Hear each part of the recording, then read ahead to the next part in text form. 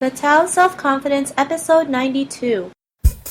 Welcome to the Tao of Self-Confidence, where I share stories of successful women finding their inner journey to self-confidence 5 days a week.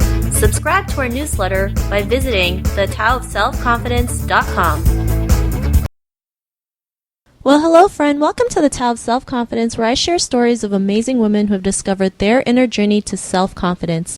I'm your host today, Sheena Yap Chan, and today I have a phenomenal woman on today. She is a business coach, and she's here to share her story on self-confidence. And without further ado, I'm going to introduce you to Yoon Cannon. Yoon, how are you doing today? Maybe you can fill in a little bit more about yourself to the listeners. Yeah, sure. Thanks for having me on your show, Sheena. So my name is Yoon Cannon, and I'm based outside Philadelphia. So I'm a business coach. I help solo and small business owners to create systems that help you really attract a steady flow of new clients. And along with that really comes things like overwhelm, conquering the overwhelm, and, being able to have victory over sometimes a lack of self-confidence. So you can read more about me at my website. It's paramountbusinesscoach.com. But I came into it, from an entrepreneur background. So I had started and sold 3 other businesses over the past 20 some years, and so that's how I got into becoming a business coach. Awesome. Well, thanks for sharing that. And Yoon, what's your cultural background? Yeah, I was born in South Korea, and I immigrated to the United States when I was 4, with my immediate family, my parents and my 2 brothers. And it's interesting because I'm married to an Irish man, and so our kids' favorite dish today, we've got 3 kids, and one of their favorite dishes is a Korean Irish soup that we've sort of made up. Awesome. That sounds interesting. So is it like a tofu soup with an Irish twist to it?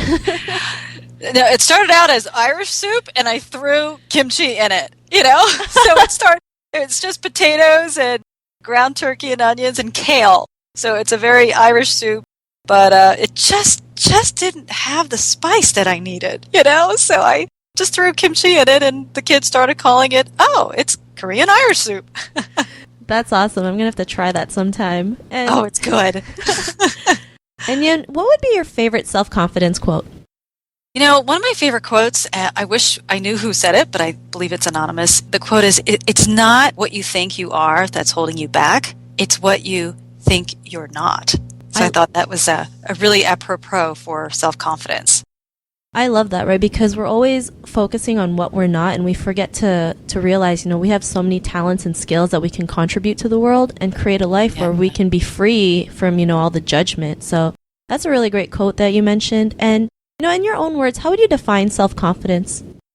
Well, the process, I would define it really with the process that I personally use to help my clients be able to increase their self-confidence in their business. And it's really the 4 Ps to, generating powerful self-confidence. And so the first P is preparation, then it's practice. The third P is positive feedback, and the fourth P is proper perspective. And I think when you have all those 4 Ps lined up, that's what contributes to having a powerful self-confidence in your life. So I would define it by my process.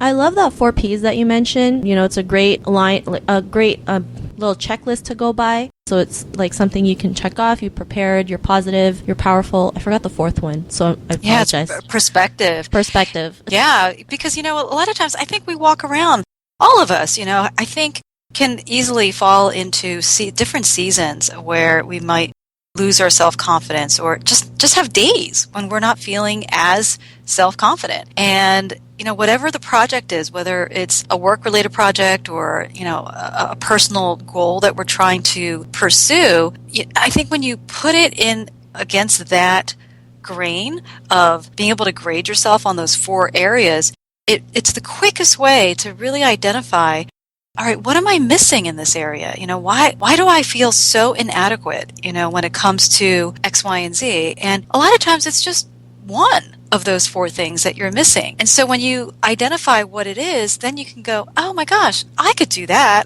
I'm just missing the practice part, So I think when you accept, hey, you get comfortable with being uncomfortable, because knowing that, of course, you're going to be uncomfortable. If you just learned how to do a new skill, you're not going to be great at it. And you start lowering your expectations on yourself, and you give yourself permission to say, you know what, it's okay to be uncomfortable for a while until I know I'm going to get more and more confident the more practice I get. So any one of those P's, it will become evident just by looking at it. I love it. And it's so cool that just one small tweak can make a huge difference. So thanks for sharing that. And, what was your life like before your discovery of self-confidence? Well, I definitely remember a lot of days where, I think I just used to stress myself out a lot. I would remember feeling a constant inner turmoil, and that turmoil, it just can produce fear. It can lead to self-doubt, thinking, I can't do this, or I'm not good enough to do that, or accomplish this or that. And I think it boils down to the imposter syndrome, that a lot of people suffer with, where if any of the listeners are, I just want to say you're not the only one. We all have been there at one point in our lives.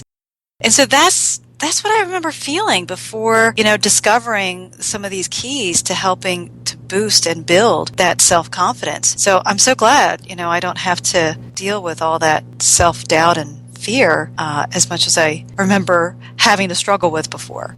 I was great at that too, just being able to just stress myself out on the smallest things and thinking, what was I thinking, right? And then we dig ourselves into this hole, and we tend to just lose ourselves in that process. So I'm glad you were able to get out of that. And what was that aha moment when you realized, you can be, whoever you wanted to be? You just go out there and just do your thing, and then, your self-confidence start to increase.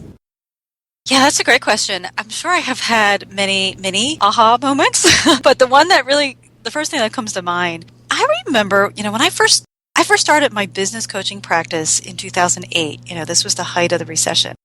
And I got to tell you, when I started it, I didn't expect that my self-confidence was going to quickly get so shattered, So I think I went into it thinking, well, I have business experience, and I've started 3 other businesses. This should be easy. And it was just a totally different business. So I think I finally had the aha that I was prescribing the benefits of business coaching to everybody else, but myself at the time, So when I started, I had this mindset of, you know what I'm doing? I started 3 other businesses. Come on, just rinse and repeat, But this was the first online business that I started, and it is different. So when I started really feeling like my self-confidence was shaken, and I started to doubt, oh, maybe I can't do this, or maybe I'm not cut out to have this online business. When I started recognizing that self-doubt, I looked at my own process and looked at the 4 Ps and thought, what am I missing? So when I first started my coaching practice, I realized I am missing that feedback. I need to have someone else give me positive feedback, or, even constructive feedback, as well as really giving me some proper perspective as to how I was going about things. And so I think that really helped to equip me, and that preparation process also held me accountable, to actually practice some new skills that I didn't need when I had my offline businesses. And so that I saw quickly built my self-confidence. It really makes you go, you know what, I can do this. Whereas before, when I didn't have the right skills in place, or I didn't get the right training that I needed, and I just thought I was just going to whip this out, on pure intuition and logic, right? And like I said, it didn't really go off with a bang there.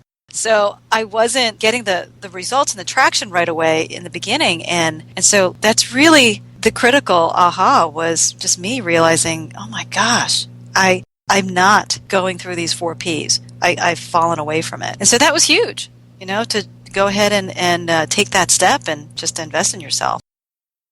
I love it. Sometimes it's just these simple little acts that we do daily is what really can bring our self-confidence up. Like you said, doing those 4 Ps. When you lost sight of it, you were like, what's wrong with me? What's going on? Why aren't I succeeding as I used to? And then when you went back to it, it's like you're starting to get your confidence back again because you're just following these simple steps. So, I really like what you mentioned as your aha moment. And, after that, what's your life like now? Oh, well, definitely a lot more. It's the energy, it's energy, it's excitement, it's momentum, it's waking up feeling like, you can conquer and you're excited to be able to tackle your goals and achieve them. I think that's a big, well, my husband likes to call it a productivity buzz. It's that when you feel like you went after a goal and you achieved it, and each day you're building out, different key goals to achieve, and it really truly does put you on that momentum of doing that. So I'd say, I think for some of the listeners, I think if your expectation is that you're going to live 100% in total self-confidence, the one thing I want to say about that is I don't think anyone lives 100% of every day in total self-confidence. So I think the other discovery for me is that I get more consistent with it, and then I'm also able to identify, what might trigger me feeling less confident that day about whatever it is, So it could even be a parenting thing. I have 3 kids, and I don't know if I get in a conversation with somebody who makes a remark that, oh, my child is, misbehaving, or their kid would never do that, or some version of little comments like that, right? And I think that easily can trigger a lot of moms to say, oh gosh, I'm losing my confidence as my ability to raise really, well-behaved kids. You know what I mean? So I don't think it's something that we live in 100%, but I think it's something that when you keep looking at those 4 Ps, every time you feel a little less self-confident, you can get yourself right back on track. So in a personal sense, as in the parent example, if I feel like I, totally lost any influence or impact on one of my kids, maybe, it might be, all right, maybe I need to, they're going into a different phase now. Like my 2 older ones are teenagers. So I remember getting some preparation help, like reading a book on how to raise preschoolers, but that's not going to help me now that they're teenagers. So maybe I need to read a book on, communicating with teenagers. So, I think that's one of the things how you might apply those 4 Ps. So preparation, as my kids are getting prepared to, graduate high school, then I also need to prepare how to be the mom that they need in that stage in their life. So, that was kind of a long-winded answer, but I want to give you a couple different examples for folks to apply in, whether it's your work life or your personal life. Awesome. I loved all the answers. It's great to have these examples that you shared. And, to the woman who's listening to your episode, she's on her own journey to self-confidence as well. Other than your 4 Ps, what would be another tip that you'd want to give to the listener? I think, the big thing is, if you think about where we lose our self-confidence, it's usually tied to your dream, and what it is that you wanted to achieve or to have in your life, or to be the person that you wanted to be. And so I think the one advice would be start with getting really clear, very specific about what that dream looks like for you, and that's really the big thing. So I know when I've had these conversations with some of the clients I work with, and they tell me that, they are losing self-confidence that they can achieve their dream or achieve the big goal. A lot of times, I might ask them, well, how do you know if you got there or not? How do you know if you hit it or not? Whether it's I want to be a better parent, or whether it's I want to be healthier, or whether it's I want to be more assertive. One might think that that's a specific goal. I want to be more assertive. But then you have to ask yourself, well, how do you know? Like, what would indicate that you've achieved the goal or not? So that really makes you define what you would have to hit to have succeeded. And I think when you define that, you can see that you've succeeded, and that's truly where you can now feel, wow, I can see my confidence is increasing because I did those things. I defined I'm going to become a more assertive person by, okay, when I'm in this recurring scenario, instead of saying this, I'm going to say that. I'm going to actually speak my mind and tell someone, here's what I'd rather do instead. Maybe that's an example, right? So that would be the first thing, is really get specific what your dream is, what your dream goals are. And I'd say write down a list of all your strengths. I think that really helps confidence. I think people just don't give yourself enough credit for how God made you. So you take for granted the talents and the gifts that come easily to you, that it doesn't come so easily to other people. So you might have the gift of hospitality, and somebody else is a terrible, people person, or they just have no EQ. about people's feelings or making people feel at ease. So I think that's a huge step, a huge advice to helping you boost your self-confidence is write down your strengths, your talents, your skills, your gifts, and go a step further. And I would just ask other people that are in your life, ask 5 people, pick 5 people in your life and ask them to tell you what they see as your strength and your talent, your skills and your gifts. And you might be surprised.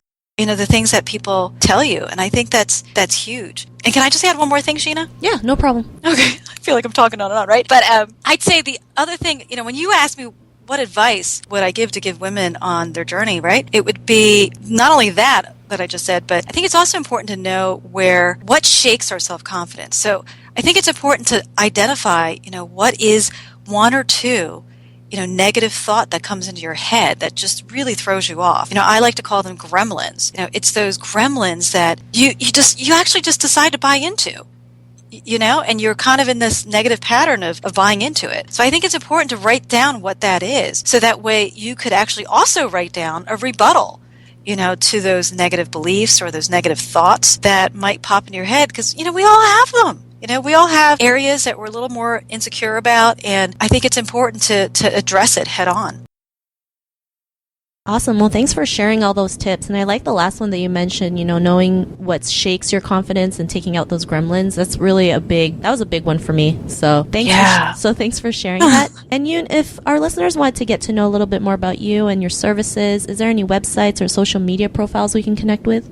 Oh, absolutely. I'd say come visit my main website. It's ParamountBusinessCoach.com. And my website is really all about helping folks with being able to build and grow a business. So if any listener has ever been thinking about needing help in that area, I think definitely, getting the training and being equipped with that kind of coaching and perspective really helps to increase your confidence and helps to see results.